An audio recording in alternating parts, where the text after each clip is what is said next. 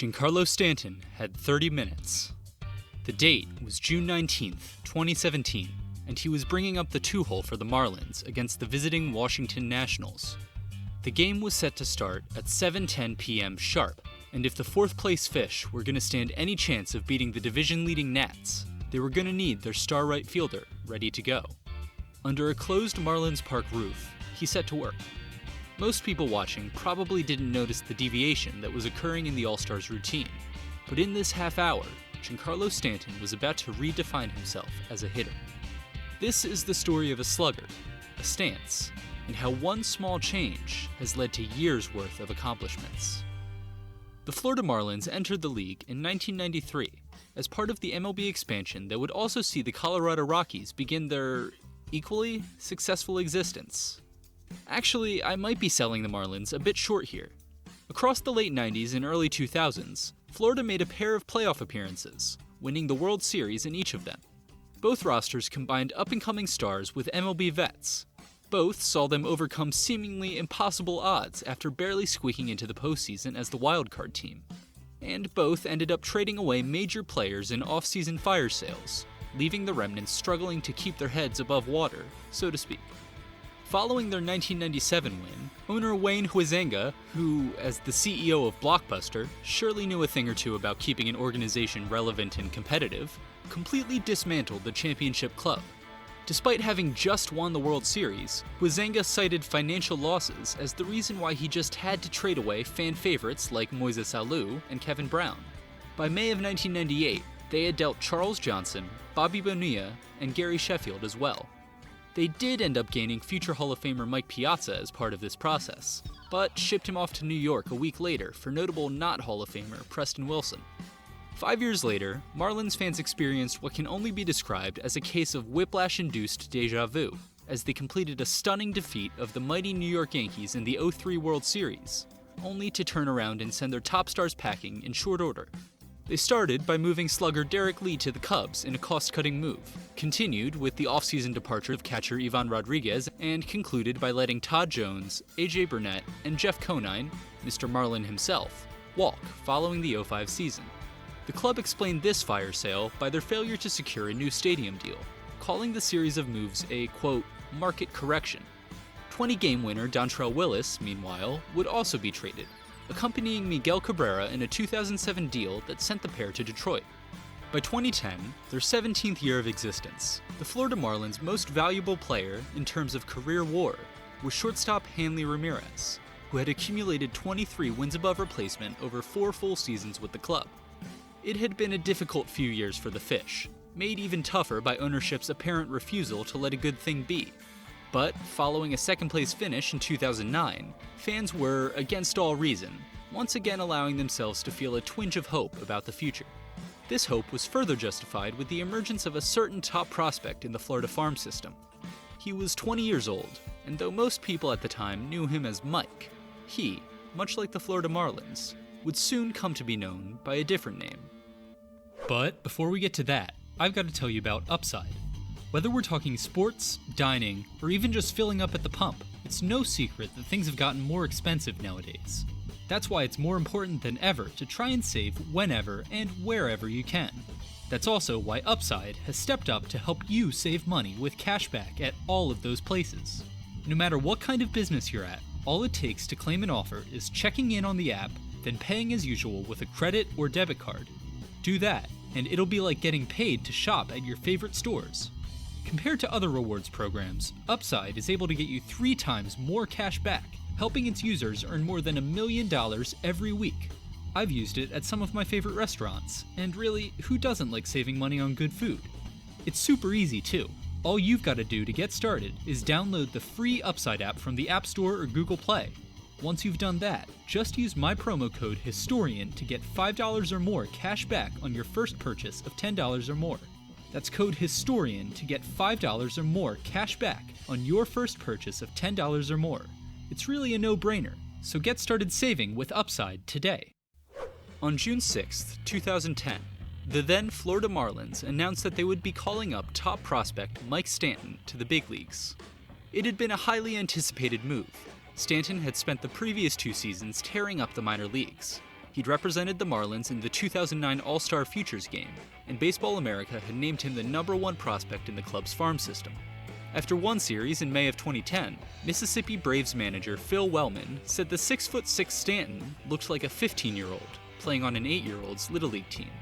He made his MLB debut on June 8th in front of a sellout crowd in Philadelphia. At only 20 years old, it made Stanton the third youngest player in Marlins franchise history, behind Edgar Renteria and Miguel Cabrera. He went 3 for 5 with a pair of infield singles, scoring twice. He'd make his first real splash 10 days later, though, when he hit a monster grand slam off of Tampa starter Matt Garza in the first inning of an eventual 7-4 Florida victory. On September 6th of his rookie season, he had what he would come to describe as his favorite MLB at-bat. Facing Phillies righty Roy Oswalt, Stanton tipped a 3-2 offering into the catcher's mitt for what he assumed was a strikeout. As luck would have it, backstop Carlos Ruiz had actually dropped the ball, allowing the slugger to then crush a 435-foot home run. With this plate appearance, he would later say, he came to learn that when something's over with, you move on. He'd continue mashing in 2011, hitting the longest home runs of the season by any player at Citi Field, Nationals Park, Coors Field, and Sun Life Stadium. By the end of his sophomore campaign, Stanton had racked up 56 career home runs prior to his 22nd birthday, joining just Alex Rodriguez and Ken Griffey Jr. on the list of players who had accomplished such a feat in the past 40 years. Shortly before the 2012 season, Stanton decided that he would like to be referred to as Giancarlo, his given name, following an off-season trip to Europe. It was during this trip that he frequently heard others pronounce names like Gianpiero, Gianpaolo, Gianluigi, and Giancarlo with no issues, and figured that, hey, if they can do it, why can't everyone else? Change can be difficult and scary. It invites attention, and with it, criticism. And more often than not, it doesn't wait for you to be ready, if there even is such a thing. But, as Giancarlo Stanton would continue to learn, change is, above all else, necessary. While he had enjoyed more success at the plate than virtually any other player in team history, the first 7 years of his career had been a high-wire act of sorts for Giancarlo Stanton. From his debut in 2010 through the 2016 season, his ISO, that is, his isolated power, found by taking slugging percentage minus batting average, trailed only Jose Bautista. His 141 weighted runs created plus was the 7th best in baseball, while his .529 slugging was good for 5th. At the same time, however, Stanton's 29% strikeout rate ranked 4th highest in the league among regulars. His worst stretch was undoubtedly in May of 2016, when he struck out 37 times in just 80 plate appearances. During that time, he hit an abysmal .114 and managed just 1 home run. His contact percentage, which had generally sat between 65 to 75 throughout his career, had dropped to just 58%. With each passing day, the whispers grew louder. Had the league finally figured out how to pitch to its most feared slugger? Well, if they had, Giancarlo decided, he wasn't just going to sit there and take it. He made an adjustment that, in retrospect, was actually pretty simple. He stopped swinging so hard. See, for the typical player, the difference between max effort and 75% can be the difference between a home run and a flyout. Giancarlo Stanton, however, is no typical player. So while 500-foot blasts may be more fun than mere 400-footers, at the end of the day, a homer is a homer. By cutting his exertion down to, say, 80%, he'd be able to reorient his approach at the plate with a focus on contact. Now this is a lesson that a lot of players, especially young power hitters like Stanton, have often had to learn. You don't always have to give 100% of the time. This adjustment worked, and not only did he get his contact back to where it was, he actually reached career highs. His 24% strikeout rate through the first 2 months of the 2017 season was the lowest of his career up to that point. This was a version of Giancarlo Stanton that nobody had ever seen before. Of course, such a change usually comes with some trade-offs, and this was no exception. Although his contact was hitting new heights, his average exit velocity through the end of May had dropped to just 90.5 miles an hour, 21st in the league. In short, he'd upped his contact rates, but had done so at the cost of his power numbers. And for a slugger who just set the record for most homers in a single derby a year prior, this was a bit of a problem. Another change would have to be made. It was on a Monday night in June that Stanton finally decided to take the leap.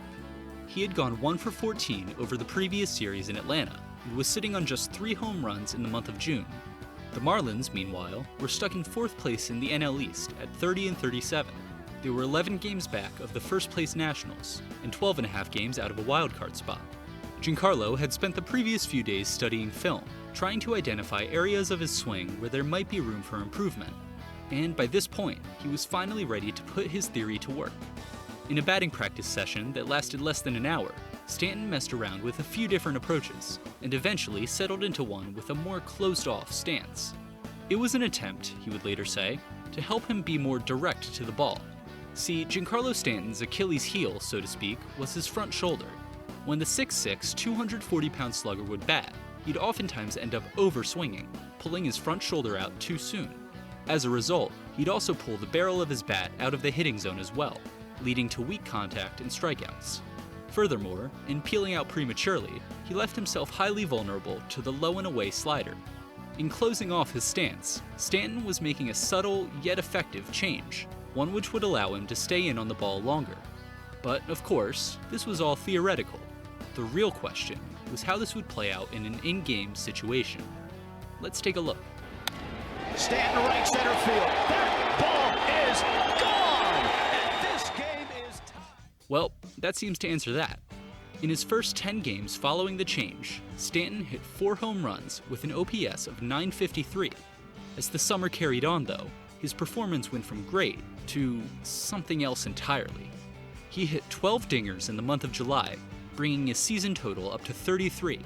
His batting average for the month sat at .280, and his OPS was an incredible .1138. With this one small change to his stance, not only had Stanton returned to his previous power level, he had actually surpassed it. He hit his 37th homer on August 7th, tying his career high. Number 38 came the next day, with a 3-run shot off of A.J. Cole in the 5th. From July 5th to August 15th, a span of 35 games, he slugged a whopping 23 home runs, a pace matched only by Sammy Sosa in 1998 and Barry Bonds in 2001. Continued over a full 162 games, this would have left Stanton with 106 home runs. 106. Also included within this stretch were 6 consecutive games with a homer, a franchise record. He did all this without sacrificing any contact either, hitting to the tune of a .330 batting average while striking out just 33 times. By season's end, he had racked up an incredible 59 home runs. This shattered Gary Sheffield's Marlins mark of 42, and he became the first player since Chris Davis in 2013 to break 50. Prior to closing off his stance, Stanton was having an all-star season with a WRC plus of 134 and an ISO of 265. After this change, he had an all-time season. He raised his WOBA by 60 points, his slugging by 150, and his OPS by 180. He set the Marlins single-season records for total bases, extra base hits, slugging percentage, RBI, and home runs. He also set the MLB high in exit velocity with a 122-mile-an-hour single off of Max Fried.